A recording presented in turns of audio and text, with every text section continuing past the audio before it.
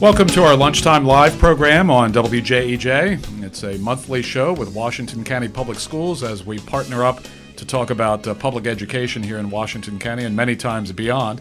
This is Will Kaufman from the Public Information Office, joined for our show this month by Bryan Johnson, our new Supervisor of Transportation, and Sandy Hammond is back from our Human Resources Office, a coordinator in HR, working with our support personnel. We'll talk to Sandy about what she does in general, but certainly there's a tie-in with transportation as part of our discussion today. Welcome to the both of you. Good to have you. Good afternoon. Bryan, welcome. New guy. Thank you. When does I'm going to describe you as the new guy. When do we take that part of the tag off?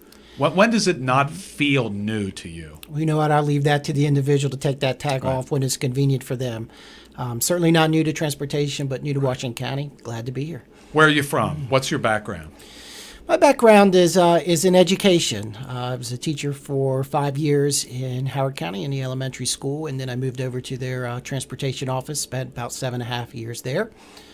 Transportation is in the family, both my father and grandfather back into the 70s in Prince George's County and being a lot supervisor. So it's in the family, and I'm glad to be here in Washington County's transportation office. What's in the early stages? What's the difference in the job here compared to Howard County? Obviously, size has some bearing on it, yeah?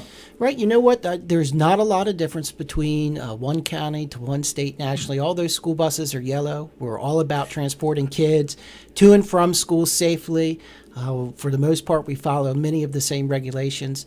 So here it's just about learning about this community and what makes this community great and unique, and getting those kids to and from school safely. What got you up to speed in those early moments, those early days, those early weeks of being on the job here? What were some of the adjustments you had to make here? Well, you know, again, it doesn't get back to making huge adjustments. We know what we have to do to get those kids to and from school safely. I appreciate that you think I may be up to speed. Certainly still learning. Right. Well, you just okay. Right. Well, we had given you credit where you deserved it. You can just let that go. Now we have some questions. Right. Yeah. Well, you know what I spend my time doing is getting to know the drivers, getting to know the schools, getting to know the people who make this system work, and you know what the needs are there, and that's what I've been spending a lot of my time doing. What's the size of the department here? How many folks? Mm-hmm.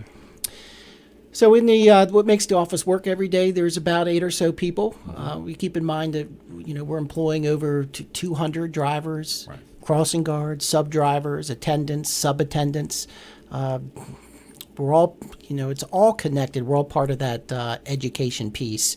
And we're generally the first face that students see in the morning one way or the other, and the last face that they see. So we're just understanding and working our role in the larger educational system, getting kids there.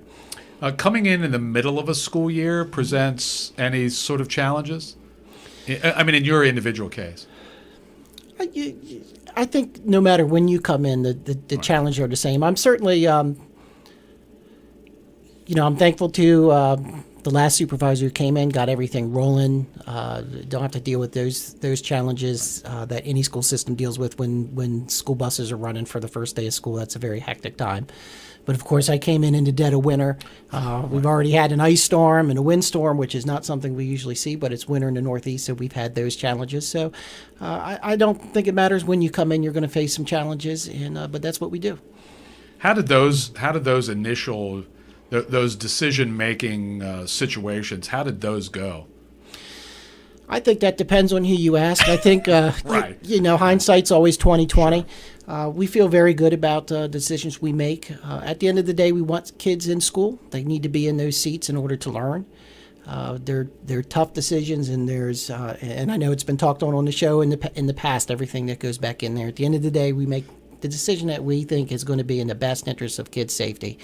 I wish I could say whether it's this office or whether it's in any other county that we're 100%, but we can certainly say we do our best.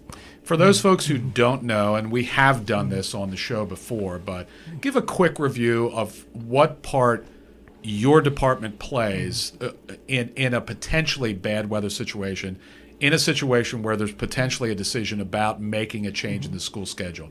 How do you guys play a part in the bigger decision that ultimately comes? Sure, and it's important to understand that this starts well before any kind of, in general, we're talking about a weather event, well before. We are in the winter months in particular, but even during the spring and summer with different types of storms, we are monitoring the forecast well in advance. And so there's conversations that go on between services that we contract out for weather forecast, plus anywhere else we can get information that's our local forecast, just anywhere it comes from to see what's going on. My staff, we plan on, and for some reason these events always come through in the middle of the night. Right. We're out there 2 o'clock, 3 o'clock in the morning. We have designated routes that we run. The staff is out there in their vehicles and they're checking road conditions. We're checking in with the county police, with the county road department, with the local forecast. We're just gathering as much information as we can. And when if it's a blizzard, it's sometimes a very easy call. But right. This winter, we'll be out there 3, 4 in the morning, and decisions made around 5 o'clock, and we're still seeing stars. So it's a precarious situation that we're in. But again, we gather that information. We provide the people we need to provide with as much accurate information as we can. And then it comes down to, can we get kids in their seats today on time, and can we do it safely? What are the most challenging situations as the potential for weather ultimately turns into a weather situation? The early morning timing, from our office, because we're just the messengers at the end of a very long involved process. But I have found that it feels like there's more tension. There's more of a challenge when the precipitation doesn't come until like the very start of a school right. or the very start of the morning commute. When your drivers are maybe either ready to go or they're about to leave the house, that kind of time. And like you said, if we get a blizzard at 9 o'clock the previous night, so to speak, we're in business. Right. We can make that call.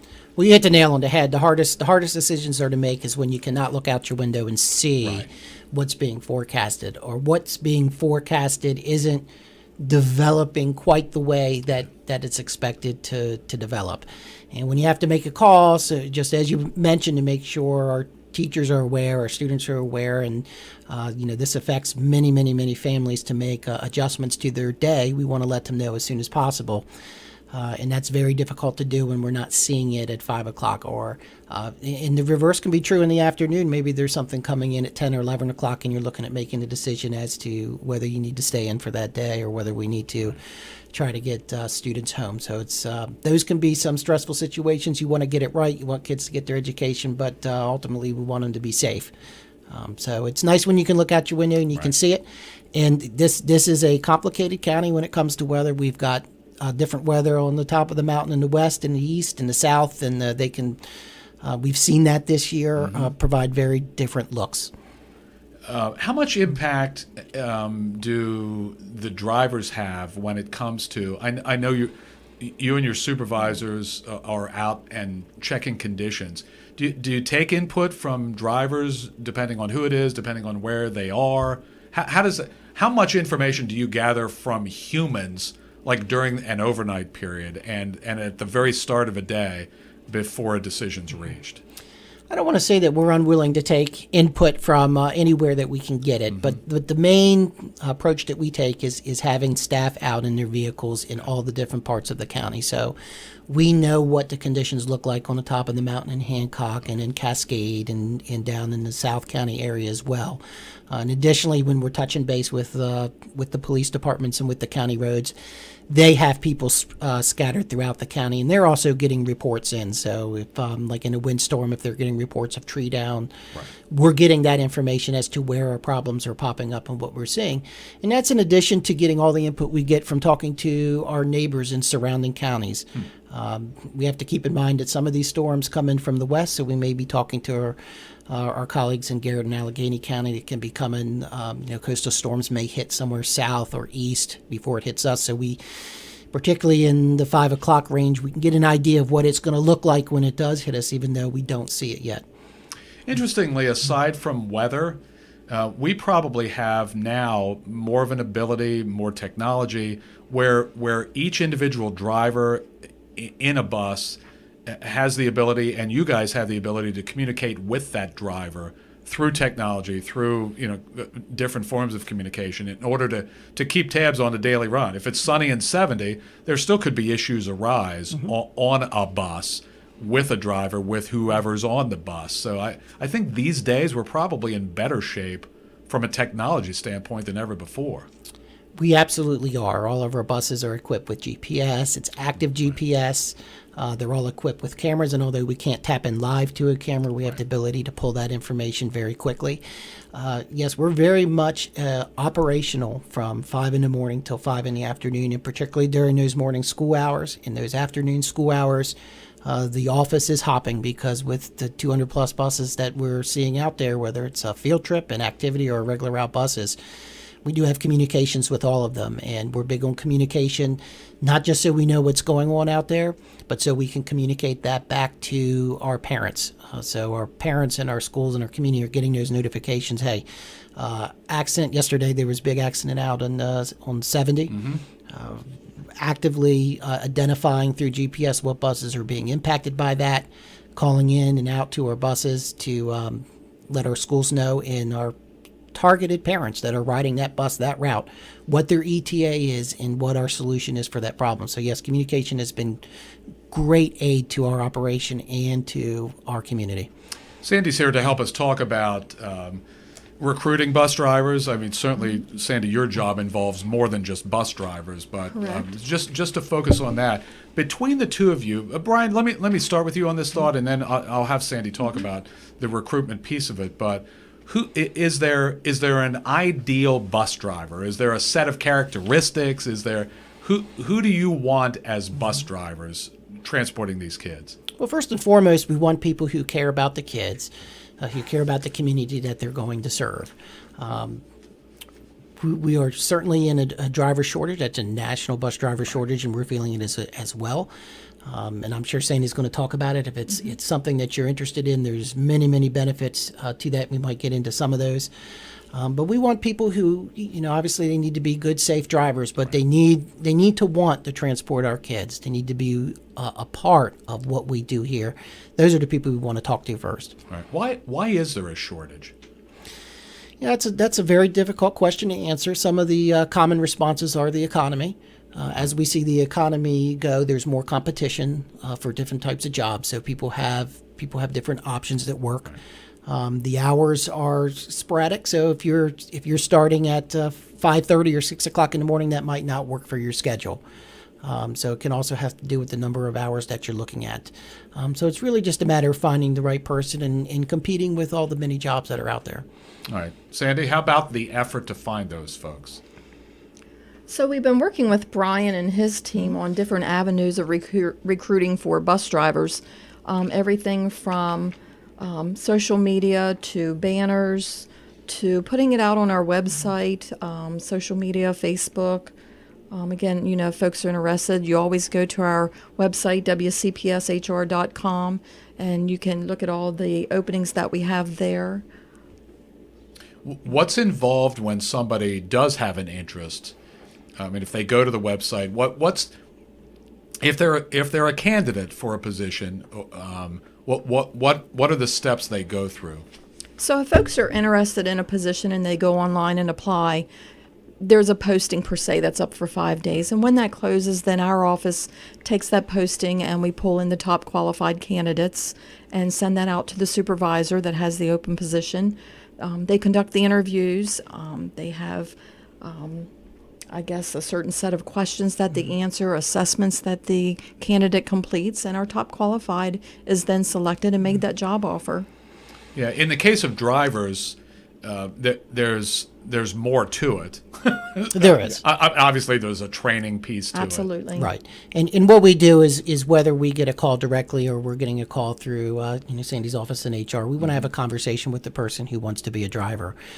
We want to share the benefits and what it means to be a school bus driver, beyond a paycheck and beyond a job. We're making a difference in these kids' lives. There's stories to be told about bus drivers who are impacting their kids, who are setting them up for success first thing in the morning. There are many, many stories out there of administrators who come to us or parents who come to us and just tell us their stories about how these drivers have really turned things around by building relationships with them. And that's really what bus driving is all about. Yes, if you're going to be a bus driver, there are many laws and regulations that you have to have, and we're certainly going to check that end of it. You have to be 21 years old. You have to have an acceptable driving record passed, and that's actively monitored. You have to pass drug and alcohol testing. That's a continuously being monitored. There's training involved. You have to get a CDL license. That's something that we assist you with and provide for free, that training. So it's a little bit of both, and that gets into a little bit of why we have the driver shortages. There's many requirements, and unfortunately not everybody who expresses interest qualifies. Based on those standards that we have. But it all starts with a conversation. We have many different ways that you can assist us. You don't have to be a full-time bus driver. We have sub-bus drivers that can help us out, activity drivers, being an attendant. There's many, many options, and I imagine that we can probably make something work for you. How much training? How long does training take? That depends on the individual. Okay. There's classroom training, and so that we can say that, well, that's this many hours. But then there's behind the wheel training, and you got to remember you have to get your CDL license. So it's a matter of how long it takes to teach a driver, for example, how to do a pre-trip on the bus and make sure that the bus is safe every morning and afternoon before they run, and how to perform all the maneuvers just like you would back when you're 16, 17, 18 getting ready for the test at the MVA, because you go out there. So it's really tailored towards meeting people's schedules. Our driver trainers work great with schedules to arrange times that work. So maybe you're doing an hour a day, maybe you're doing 2 hours every other day. We make that work, and when everybody's feeling confident and ready, we'll move forward. Do your veteran drivers also there's refresher training that's either mandated or that's part of how we do what we do? Is it? We are constantly training. Yes, there's state mandated training for drivers who want to be drivers, Sure. and then those who we call an in-service training. It's 6 hours every year. We do the bulk of it in the summer, and then we do some refresher in the fall or winter. What works with the schedules, but there's much training that goes on in between there in terms of just conversations that we're having. Situations that come up are always opportunities to learn. What did we do right? What could we learn from that? So yes, training to being a school bus driver, it's continuous improvement. It's tough. It's not like being a teacher where you're coming out of a program that's been tailored for the last 4 years to walking into a classroom. We're asking our drivers to be the very best defensive drivers that are out there. We're asking them to be school counselors in some cases. We're asking them to be behavior management, and they're doing all this while operating a multi-ton vehicle and having to be aware of all of their surroundings. So it is a very challenging but also very rewarding profession. Right. You stole a little bit of my thunder a while ago, because I was and I don't have any specific stories other than seeing those specific stories on social media or hearing them anecdotally, wherever it is, at the grocery store, at a ball game sometime, about and the ones that I remember are the ones where maybe a driver has either retired or changed routes, or something has changed, and the parents on that route are beside themselves. That Miss Vicky, after 20 years, is no longer driving each one of the kids in that neighborhood as she has for the past 20 years. And the whole neighborhood, the whole route is incredibly emotional about losing Miss Vicky. So you're right about the impact that a school bus driver can have. Absolutely. And they don't have to be on a route for 20, 25 years. We Right. certainly get the calls and emails. We'll get calls and emails and for a new driver who just click with a group of kids. Their personality is just a match. And they'll call in and say, we just, since this person has taken over this route, I just want you to know my child can't wait to get to the bus stop every day. They just have a smile. It's made life so much easier. So that's just another example of the impact we have on kids every day. What's the difference between our drivers and contract drivers? How do you break down who's got what routes? How does that work?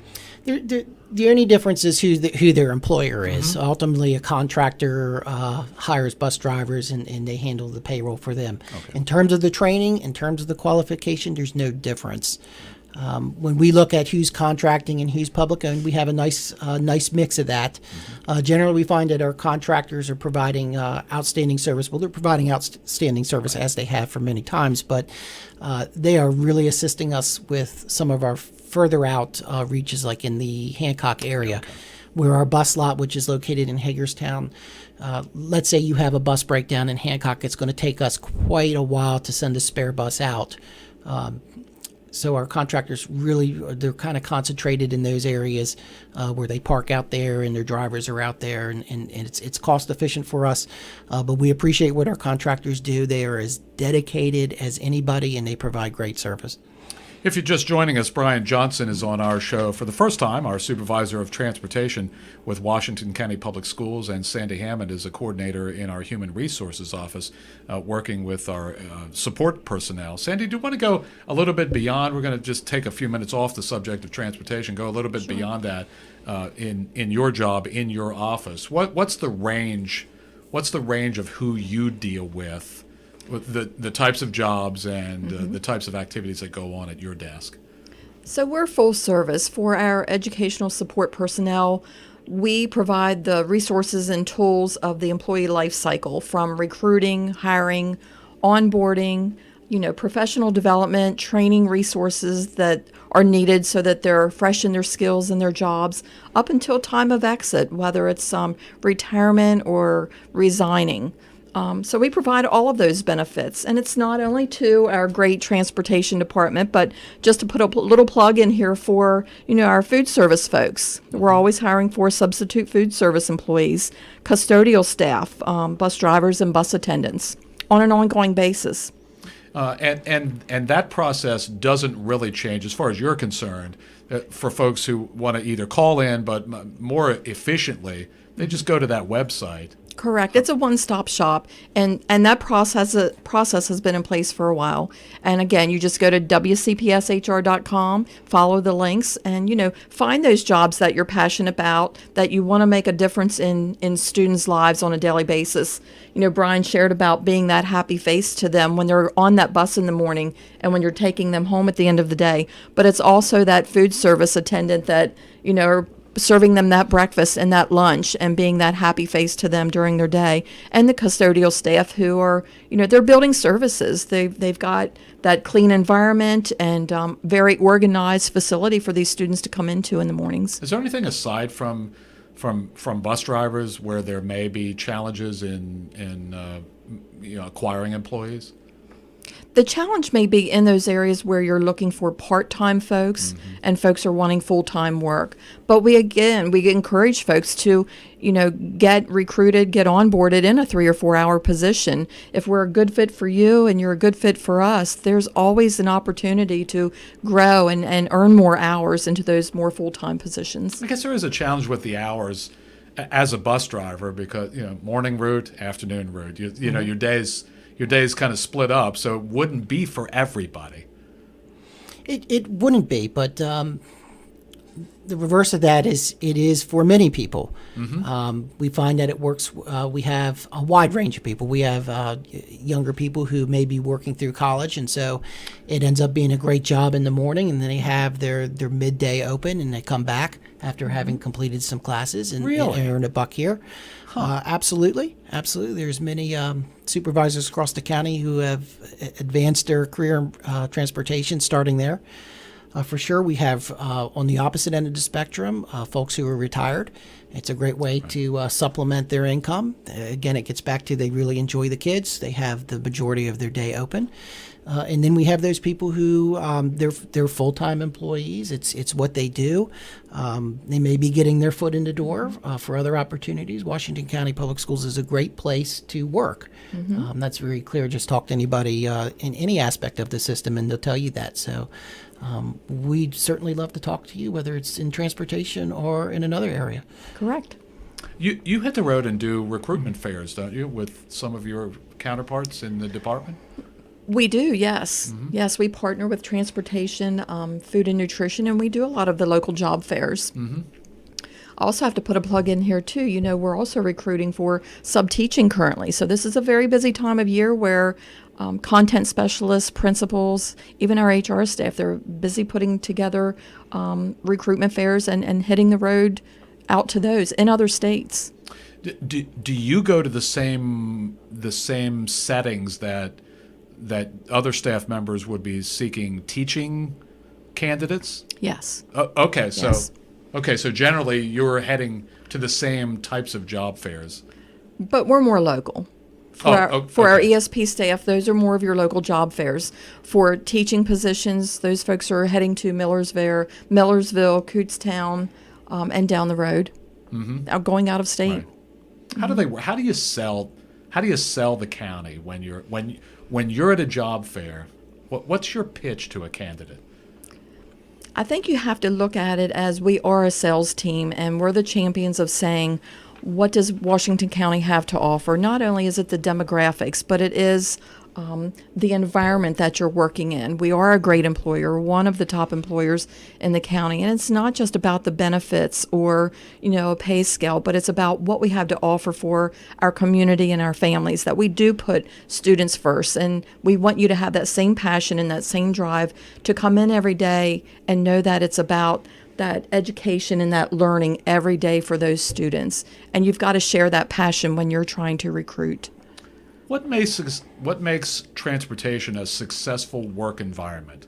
Well, I mean, unless it's a complete disaster over there right now, but I'm thinking not. Well, how would you describe the working environment as the supervisor of the whole place? How would you describe the working environment in transportation? How would you like it to play out on the day-to-day? Well, I appreciate that question because it's a very simple answer, and it's teamwork. It is our drivers. It is the staff in the transportation office. It is our parents. It is HR. It is our administration. Everybody has to work together to make transportation work.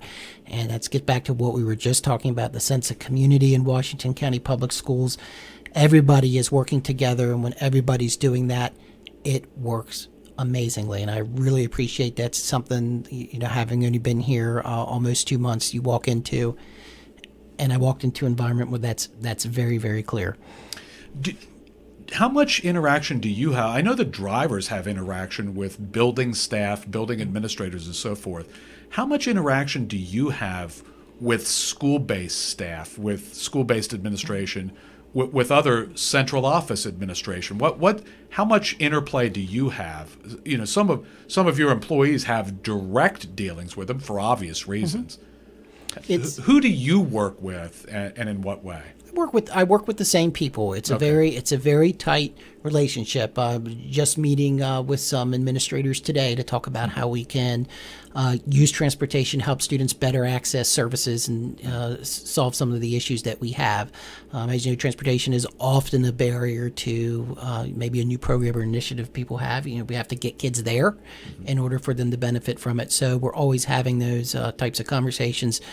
Certainly one of my goals to be visible at the schools as often as I can, to be touch and base. That's where you learn a lot about what's going on and how it can be helpful. So, yes, my staff is in constant communications with the schools that we're serving, but that's something that I do as well. Between the two of you, wrap up with just a quick thought about. We'll do one more recruitment pitch, certainly. Over acquiring folks who may be good candidates for drivers or other positions in the department. Bryan, you want to take a shot? Sure. And my closing pitch will be: give us a call. If you're looking for something, if you're not sure, if we sparked your interest, it can't hurt to give a call or to visit the website and to learn more about it. We've only hit on it very briefly on what it can look like. And if it's not for you, it's not for you. We want good matches. But I think you'll find it to whether it's in transportation or otherwise, we have a lot of very challenging and rewarding opportunities available. All right. Sandy, a final thought? And for me, it's if you're looking for that career change, a new career opportunity, take that next step. Go online, wcpshr.com, and apply for a position that's of interest to you. Come in and have that conversation during the interview process. learn all that you can about WCPS, the great things that we have to offer, and what you can bring to WCPS to make the difference in the lives of our students. I appreciate you two doing the show. Bryan, good to have Absolutely. you on. Thank you. Bryan Johnson, our Supervisor of Transportation, and Sandy Hammond, Coordinator with Human Resources, working with Educational Support Personnel, ESP as we call it for short. That's Lunchtime Live. We're here the third Thursday of the month, a partnership between Washington County Public Schools and WJEJ.